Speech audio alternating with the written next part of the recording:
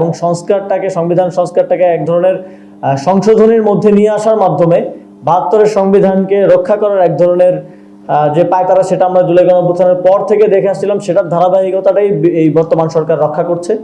এবং তারা এই সংস্কার প্রক্রিয়াটাকে এক ধরনের পুনর্লিখনের জায়গা থেকে সরিয়ে নিয়ে গিয়ে এক ধরনের আবার আরেক ধরনের সংবিধান সংশোধনের মধ্য দিয়ে আমরা দেখেছি যে সংবিধান বারবার কাটাছেঁড়া হয়েছে, বিভিন্ন সময়ে বিভিন্ন দলীয় এজেন্ডা বাস্তবায়নের জন্য কাটাছেঁড়া হয়েছে।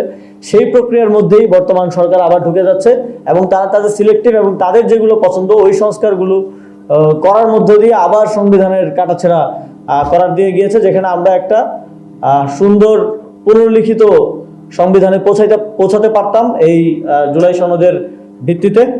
এবং আমরা খুবই দুঃখের সাথে বলতে হয় যে বেগম খালেদা জিয়া একবার জনসভায় বলেছিলেন এই সংবিধান জনগণের সরকার গঠিত হলে ছুঁড়ে ফেলা হবে। কিন্তু আমরা দেখলাম যে তার ছেলে আজকে প্রধানমন্ত্রী হয়েছেন, তার দল আজকে সরকার গঠন করেছে, কিন্তু তারা এই সংবিধান ছুঁড়ে ফেলার সাহস করতে পারছেন না, বরং এই সংবিধানকে রক্ষা করছেন। তো আমরা আমাদের জায়গা থেকে তাহলে বলতে চাই, বেগম খালেদা জিয়ার কথা অনুযায়ী বাংলাদেশ এখনো জনগণের সরকার পায় নাই। এবং আমরা আমাদের দিক থেকে আমরা কমিটমেন্ট দিতে চাই যে যেদিন আমাদের সরকার গঠিত হবে, যেদিন প্রকৃত জনগণের সরকার গঠিত হবে, সেদিন এই সংবিধান ছুঁড়ে ফেলা হবে।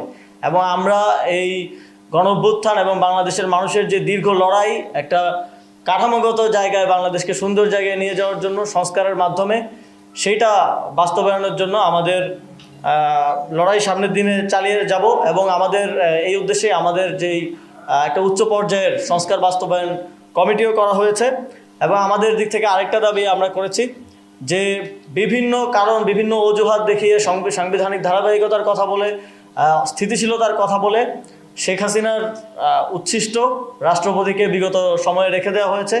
এবং এক ধরনের রাজনৈতিক চাপে আমরা দেখেছি যে রাষ্ট্রপতির একটা বক্তব্যে আমরা দেখলাম যে সেখানে তিনি স্পষ্টই বলছেন যে যখন তাকে অপসারণের প্রক্রিয়া শুরু হয় তখন বিএনপির উচ্চ পর্যায় থেকে তাকে রক্ষা করা হয়েছে। তো হাসিনার যিনি একটা বক্তব্য উনি বলেছিলেন যে পায়ের ধুলা তিনি পাচ্ছিলেন না। তো হাসিনার পায়ের ধুলা পাওয়া ব্যক্তিকেই এখন বিএনপি তাদের রাষ্ট্রনায়ক হিসেবে যদি রাখে এবং এই সরকার যদি রাখে এবং এই সংসদ সদস্যরা যদি এর বিরুদ্ধে কোনো প্রতিবাদ না করে, এটা অত্যন্ত লজ্জাজনক হবে। আমরা বিশ্বাস করি এই সংসদে যারা গিয়েছেন, যে দল থেকে গিয়েছেন, এর অধিকাংশ ব্যক্তিত্বই ব্যক্তিগতভাবে, দলীয়ভাবে, রাজনৈতিকভাবে জুলাই গণঅভ্যুত্থানের পক্ষে ছিলেন, যার যার জায়গা থেকে তখন এগিয়ে এসেছিলেন, রাজপথে ছিলেন।